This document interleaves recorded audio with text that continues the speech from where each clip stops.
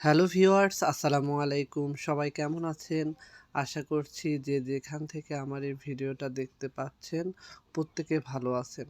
তো আপনাদের সাথে আজ আমি গোলাপি কালার বা হালকা গোলাপও নয়, একটু গাঢ় গোলাপি কালারের জামার 2 পিস নিয়ে হাজির হয়েছি। আর আপনারা ডিজাইনটা দেখতেই পাচ্ছেন।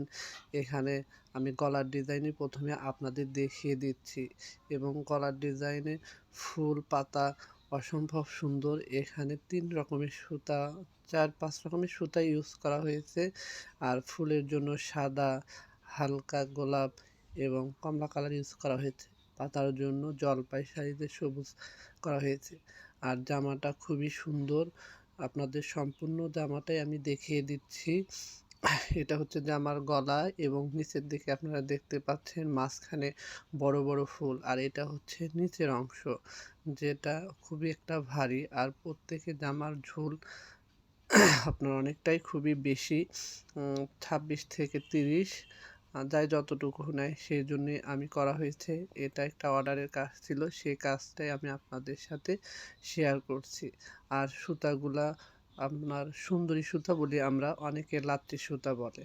দেখতেই পাচ্ছেন নিচের দিকে অসম্ভব সুন্দর পাড় করা হয়েছে ঘন করে। আর যাদের একটু ভালো লেগে থাকে বা আপনারা পছন্দ করছেন, তারা প্রত্যেকেই কাজগুলো করতে পারেন বাড়িতে। এটা হচ্ছে জামার পিছনের অংশ। ফুলগুলো দেখতে পাচ্ছেন ফিনিশিং কেমন।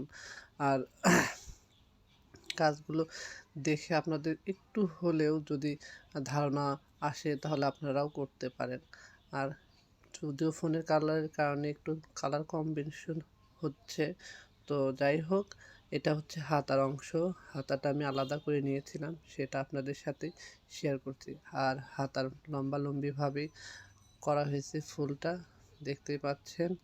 আর কাজগুলো করার পর আমি নিচ পিঠ থেকে আয়রন করেছি, তারপরে উপর দিক থেকে আয়রন করেছি। এর জন্য দেখতে এটা খুবই সুন্দর।